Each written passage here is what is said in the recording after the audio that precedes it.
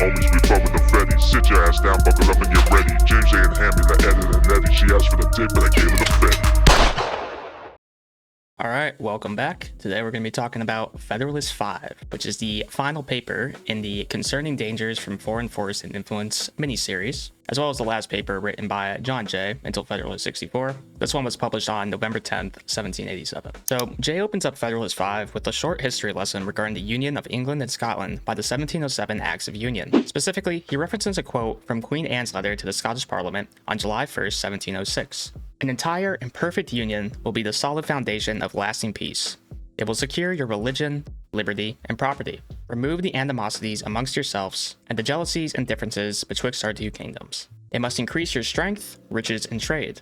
And by this union, the whole island, being joined in affection and free from all apprehensions of different interests, will be enabled to resist all its enemies. We most earnestly recommend to you calmness and unanimity in this great and weighty affair, that the union may be brought to a happy conclusion, being the only effectual way to secure our present and future happiness, and disappoint the designs of our and your enemies, who will doubtless, on this occasion, use their utmost endeavors to prevent or delay this union. So Jay's reference to these quotes is pretty clear to his aim. He's leveraging the rationale of a unified Britain to explain why a unified America would be beneficial, particularly at fostering national security from foreign threats. I mean, this is a similar argument that he made in papers 2 to 4, so he's basically just kind of reiterating the argument there. Jay continues to reference the history of Great Britain by pointing to how, prior to their unification, they were split into the kingdoms of England, Scotland, and Ireland. Over the course of several centuries, the three kingdoms constantly quarreled with one another. For example, there was the Wars of the Three Kingdoms, which consisted of a series of conflicts fought between 1639 and 1653. These included the Bishops' Wars, the Irish Confederate Wars, and the Anglo-Scottish War.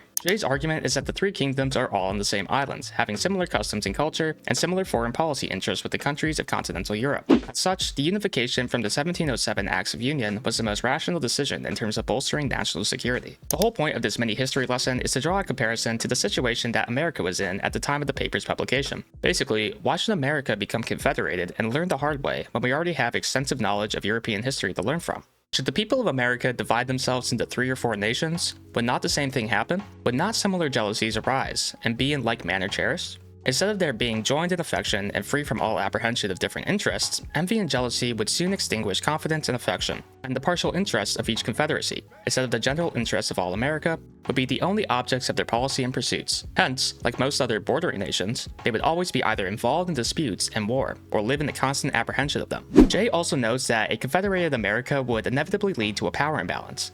In particular, he believes that one of the confederated states would be disproportionately stronger than its neighbors. This imbalance would invite fear and envy from the weaker confederacies, increasing tensions and potentially provoking hostilities. To get a little more specific, Jay says the following. The North is generally the region of strength, and many local circumstances render it probable that the most northern of the proposed confederacies would, at a period not very distant, be unquestionably more formidable than any of the others. No sooner would this become evident than the Northern Hive would excite the same ideas and sensations in the more southern parts of America, which it formerly did in the southern parts of Europe. Nor does it appear to be a rash conjecture that its young swarms might often be tempted to gather honey in the more blooming fields and mild air of their luxurious and more delicate neighbors. Basically, division fosters distrust, and peace can never really be maintained in a multi-state ecosystem of distrust. It would only be a matter of time before the newly confederated states start to echo the history of warfare in Europe.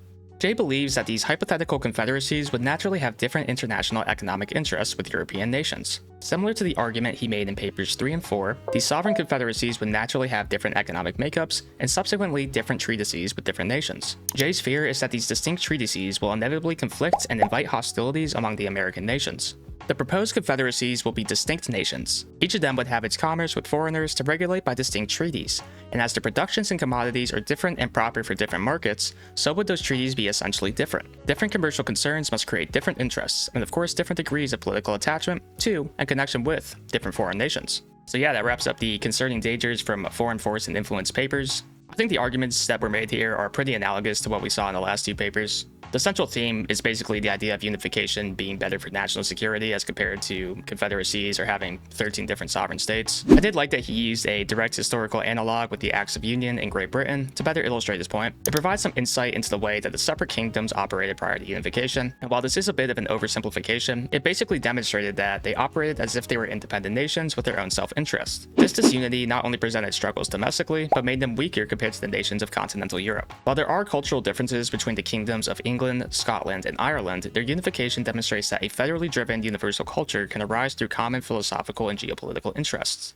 And fast forwarding to today, I think America's diversity of ethnic, racial, and religious groups exemplifies this notion. A common culture driven by Enlightenment principles that combine people of wildly different backgrounds and genetic profiles together. Regarding Jay's point about differing economic interests among the North and South, it's important to recognize that sectionalism was a defining characteristic of American politics at the time. The northern states were predominantly mercantilist, which is an economic policy that is designed to maximize exports and minimize imports. And the southern states were predominantly agrarian, meaning their economy was driven by their agricultural industry. This illustrates Jay's point that the trade deals with Europe would differ wildly between the northern and southern states due to insurmountable geographic and sectionalist differences. Hypothetically, it could lead to them creating deals with separate countries, potentially roping them into conflicts depending on the foreign policy of those countries with one another. Now, it is worth noting that in Federalist 2, Jay made an argument that American people were unified in the sense that they were pursuing a common interest or ideal. You could argue that his position in this paper contradicts this, but you could also argue that Jay was more so referring to philosophical and cultural ideals in Federalist 2, whereas Federalist 5 focused more so on economics and foreign policy. In other words, Americans aspire to more or less the same ideological goals, but geopolitical differences between the regions necessitate different economic policy.